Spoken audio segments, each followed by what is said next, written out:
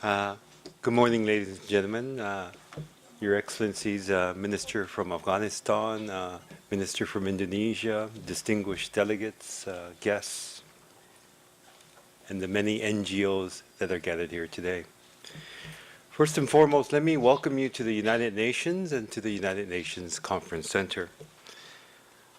On behalf of UNESCAP and the UN systems in Asia Pacific, I also welcome you to the Asia Pacific High-Level Meeting in preparation for the 63rd session of the Commission on the Status of Women on the topic of social protection systems, access to public services, and sustainable infrastructure for gender equality and empowerment of women and girls. Before I begin, I want to start with a little story about my own country. I am from Korea and the process of our economic development. I know you know the story well about the development in Korea, the fast growth, but the start of Korea's economic development can be pinpointed to a singular event, and that is the launch and the first official foreign loan that Korea received. It wasn't from the United States, it was actually from West Germany at the time. This was 1961. Korea's GDP per capita was about $80 per person. Korea could not get a loan from any source, no bilateral source. And they went to West Germany at the time and sought an official development assistance loan. The loan was collateralized by Korean women nurses. Their service in Germany matched the terms of the loan in terms of the grace and the time period, the term of the loan itself. Korean nurses, in essence, gave their service to Germany as a means of Korea receiving official assistance. That was the beginning of us getting loans from the markets, and it eventually led to the economic development paradigm. In the late 60s, as Korea started to manufacture, there's a second major boom in terms of women participation for the economic miracle, and that was in the manufacturing sector. As factories flourished, as the factory floors required lots of workers, factory owners began to utilize women because they were much better than men. They were less tardy, there was no vagrancies, they were very punctual, and they never skipped work. Their productivity was much, much higher, as a matter of fact, and the factories began to be full of women workers. These were the two pivotal moments of the economic development model of Korea. I'm sad to say that in the 21st century, Korea has regressed. The boards of the chaebols of Korea are almost not filled with women leaders. The workforce in Korea is dominated by men. And for the economic development that was launched largely on the backs of our women workers and nurses, we have regressed as we have progressed economically. In Asia Pacific, we are seeing similar phenomena. The role of women and girls in our economic development is less than it should be, and it's certainly far less than what is needed to achieve the Sustainable Development Goals. Today's conference is about social protection. And when we look at social protection in Asia Pacific is a very small balloon. There are maps that shows public expenditure by size of public expenditure to total expenditure. It's no surprise when you look at military expenditure, the U.S. is the biggest, accounting for 60% of all government expenditures on military is spent by the U.S. But the same is true on social protection. In social protection, of all global expenditures, 60% is spent by Europe. Of total government expenditures on social protection, 60% is by European nations. The global average for social protection is about 11.2%. Here in Asia, we are at about 6.6%. We have a long ways to go to catch up to Europe, and we have to first meet the global average, which is almost doubling of what we spend in Asia Pacific today.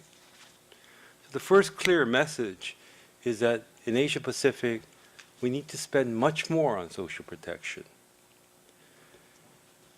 Even if we spend more, one peculiarity is that almost 2% of social expenditure, of the government expenditure on social protection, is spent on women.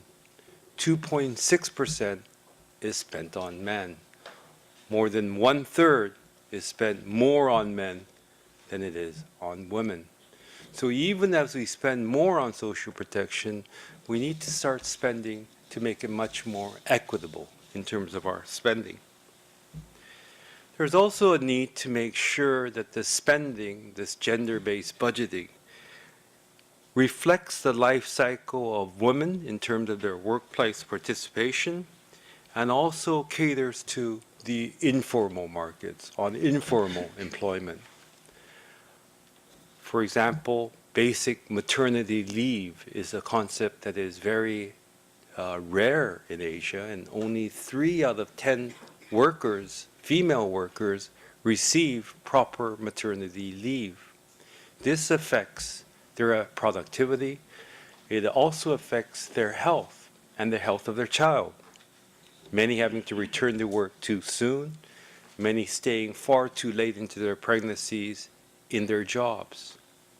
In terms of informal markets, and we will hear more from our CSO panelist, they are not given the proper child care support, they're not registered, and there is no proper social protection for informal workers such as migrants and household domestic workers. These all degrade and cause more disruptions to female worker productivity as a whole. There is also a need to complement all these social protection measures with gender-responsive public services and infrastructure. These are simple things like providing affordable child care services, things like providing basic provision for water, sanitation, and clean energy so that wives or household leaders, usually women-led, don't spend so much of their time gathering water, firewood, etc. It also goes to the basic issue of having good toilets for girls in schools and for women workers as a whole. Ladies and gentlemen, without concentrated effort and concrete actions, we do risk leaving more than half our population behind. Development that does not empower women and girls is contrary to the rights-based approach enshrined in the 2030 Agenda. We must work together to create an enabling environment which supports women and girls in Asia Pacific to unfold their full potential as powerful agents of change. This meeting serves as a platform to share knowledge, identify policy actions, and recommendations to advance gender equality and empowerment of women and girls. Through this, we hope that a unique regional perspective can be forged, which can be brought forward to the global deliberations of CSW that will be held in New York next month. 2020, as you are all very well aware, marks the 25th anniversary of the adoption of the Beijing Declaration and Platform for Action, the Beijing Plus 25. Prior to the global Beijing Plus 25 review in New York in 2020.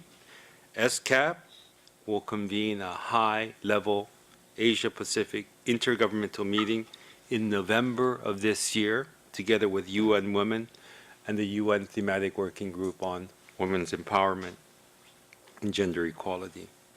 We hope that this meeting will take stock of the progress made and the challenges encountered in the implementation of the Beijing Platform for Action in our region. Today, I'm very pleased to see representations from government officials from over 19 countries in our region. We have a large number of civil society organizations that are also gathered here today.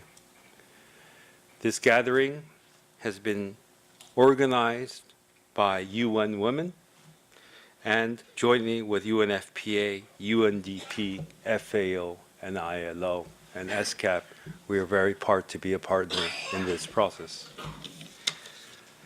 I hope in today's meeting, apart from discussing the priority themes for CSW next year, this year I mean, I hope you will have an opportunity to launch the regional Beijing 25+25 review as well. We look forward to hearing from you the national review processes that you have all undertaken as part of your Beijing +25, and talk more about the good and best practice examples from your countries. I hope that you can share your good practices with others gathered here, and we can use this meeting to build a strong momentum towards the Beijing +25 review, and thereby bolster our efforts to advance gender equality empowerment of women and girls in the Asia-Pacific region. I thank you very much.